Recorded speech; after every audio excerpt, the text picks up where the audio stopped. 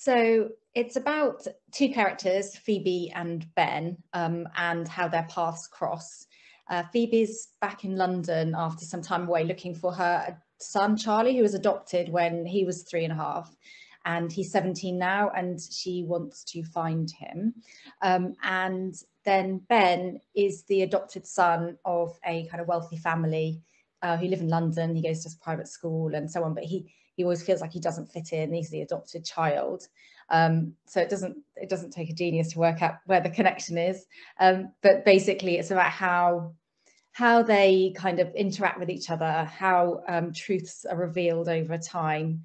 And the book also goes back in the past and looks at how the reason for why Charlie was adopted out in the first place and how they all kind of come together in a bit of an explosive ending. And yeah, that's it really.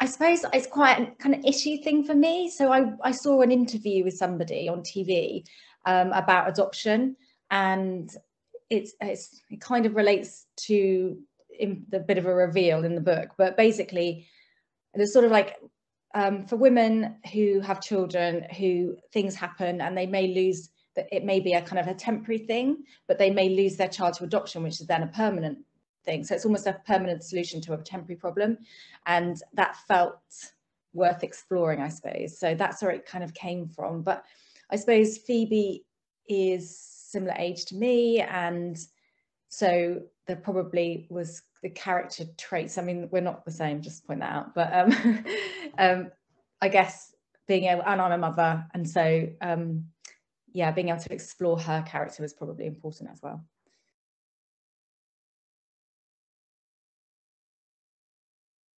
Okay, so I started writing it in 2018. In the September, my youngest went to secondary school, and I had a bit more time, so I signed up to this Faber Academy writing a novel course, and I did the first 15,000 words with them. But I really got into it and loved it, and I finished it in the summer, early summer. And with hindsight, I probably should have done a bit more editing. I was very sort of impatient just to get it out there and so on. But it's hard to know because you almost need a bit of feedback to know what you need to change as well. So it's a bit chicken and egg. But so yeah, so I sent it out sort of second half of 2019 and had various, had like a few full manuscript requests, a few rejections, and then the manuscript requests turned into rejections, and then the pandemic hit, and then I kind of put it aside. I think I felt a little bit like, we're in sort of like survival mode now, and chasing a dream that's probably not going to happen didn't feel appropriate. But then at the end of 2020, I read an article about how in digital first publishing you could submit straight to the publisher.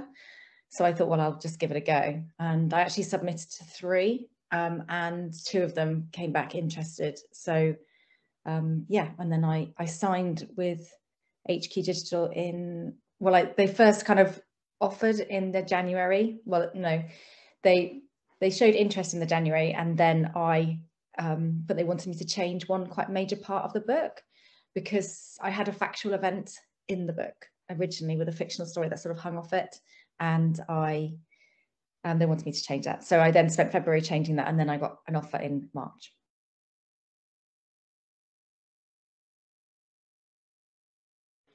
So I did submit the full manuscript, yes, right from so a lot of agents will ask for the first 3 chapters and synopsis, whereas digital first, they actually ask for the whole manuscript plus the synopsis up front. So there isn't that secondary stage. The whole thing is just a lot quicker, I think, than traditional publishing.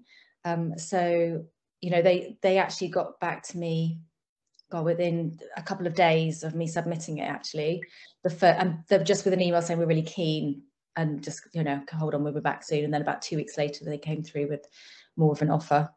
And yeah, and the whole experience has been, it's been really good. I've got nothing to compare it to. And, because sometimes a couple of people have said, oh, maybe you should have an agent as well. But my experience, they're brilliant. They're really responsive. I have an editor. So that's something I have learned, is that everything goes through the editor. So there's no kind of like contact in marketing or contact in, you know, different departments. Your editor is like your project manager as well.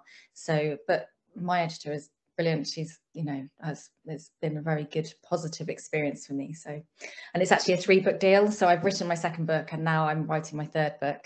So it's all been very quick. Yeah. Well, what I hadn't really kind of thought about too much is where, you know, you have this real focus on finding an agent, but then the people I know who have got agents, they then had a whole another process trying to get a publisher, and some of them haven't been able to get a publisher, so they're now writing their 2nd book still with their agent but without any publishing deal. So I didn't really think about that when I first sort of submitted in that way, but actually it's I kind of missed a hurdle as well. So sort of so that's been, you know, great.